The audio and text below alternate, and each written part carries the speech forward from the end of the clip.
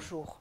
Pour l'instant coup de cœur, aujourd'hui je vais vous présenter le livre de Lisa Lovaschmidt, paru en 2015 aux éditions Artaud. Il a comme titre D'une vie à l'autre. Donc nous allons passer de la mode à l'humanitaire et c'est l'histoire d'une femme de cœur. Lisa Lovaschmidt est une aventurière, une dame qui est polyglotte et qui a eu une vie très passionnante. Elle est née en Espagne et a beaucoup voyagé, donc entre l'Espagne et l'Italie dans sa jeunesse. Sa maman était seule à l'élever, son père a disparu très vite, les laissant toutes les deux. Donc sa maman a eu du mal à l'élever, donc elle a été élevée déjà par une famille d'accueil.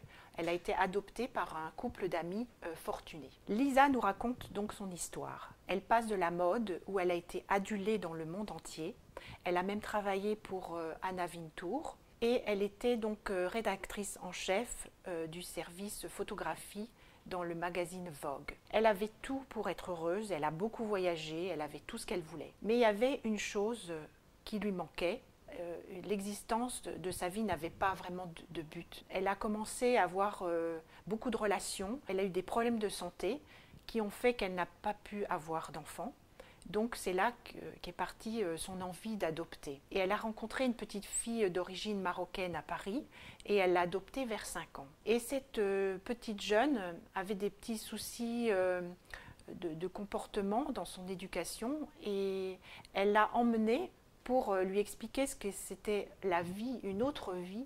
Elle s'est dit, je vais l'emmener dans un pays et faire de l'humanitaire, dans un orphelinat. Elle avait le choix entre l'Inde ou l'Afrique et elle a choisi le Ghana en Afrique. C'est là qu'elle a débarqué en 2000 et elle s'est rendue compte qu'il n'y avait pas que sa fille qui allait découvrir une autre vie. Ce voyage va leur apporter à toutes les deux énormément. Elle crée en 2000 une O Africa, donc une association qui vient en aide aux plus démunis, aux orphelins du Ghana, qui sont maltraités, qui subissent des sévices, des corruptions, qui sont abandonnés par leurs parents.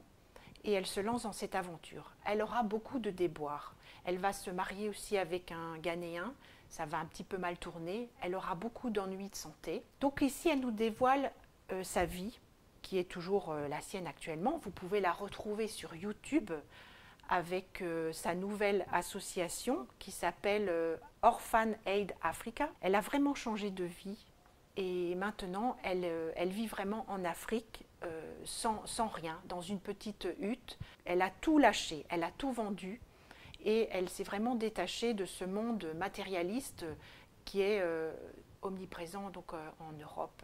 Donc ce roman nous fait rire, pleurer, mais surtout réfléchir. Et on voit qu'on peut changer l'existence, on peut changer sa vie en changeant celle des autres.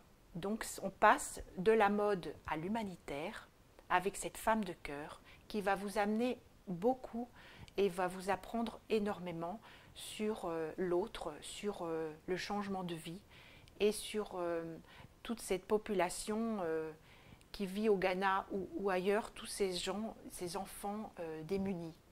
Voilà. Merci de votre écoute et à bientôt.